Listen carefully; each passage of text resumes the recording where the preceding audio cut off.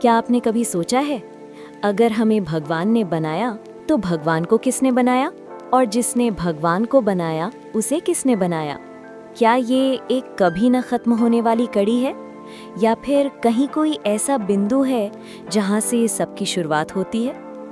ये सवाल सुनकर दिमाग हिल जाता है ना? आज मैं आपको एक ऐसी कहानी सुनाऊंगा जो इस अनंत प्रश्न की गहराई को छूती है। ये कहानी है एक छोटे से गांव के लड़के आरव की। उसकी जिज्ञासा उसे वहां ले जाती है जहां इंसानी सोच अक्सर पहुंच ही नहीं पाती।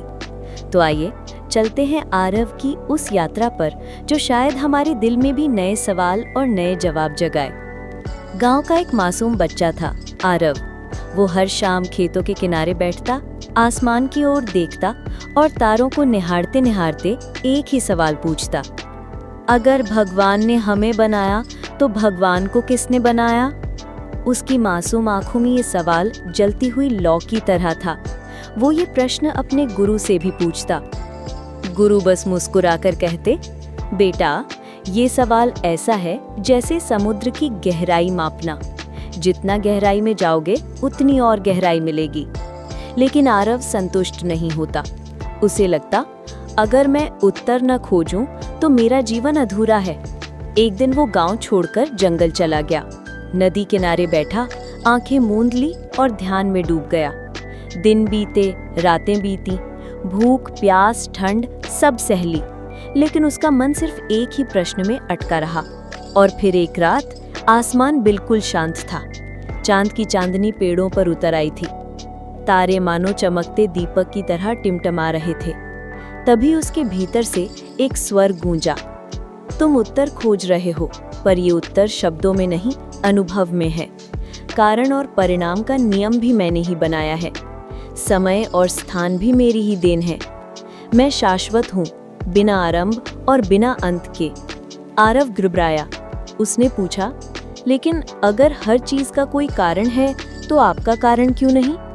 स्वर गूंजा, क्योंकि कारण और परिणाम तो उसी खेल का हिस्सा है जो मैंने रचा। जिस तरह तुम स्वप्न देखते हो, क्या कभी स्वप्न के पात्र ये सोचते हैं कि स्वप्न देखने वाले को किसने बनाया? वे बस जीते हैं। वैसे ही तुम मेरी रचना हो। आरव की आंखों से आंसू बह निकले। उसे अचानक समझ आया, मेरा अस्तित्व ही इस बात का प्रमाण है कि ईश्वर है। अगर मैं हूं तो वो भी है।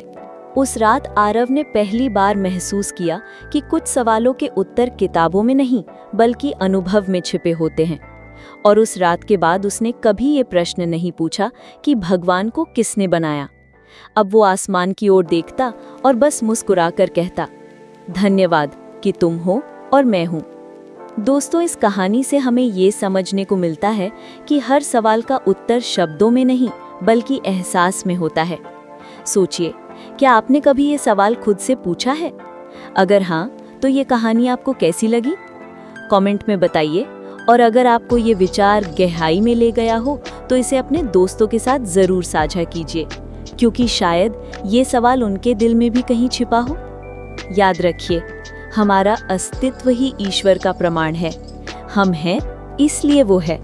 मिलते हैं अगली कहानी में। तब तक जीवन के रहस्यों को महसूस कीजिए और खोजते रहिए। नमस्कार।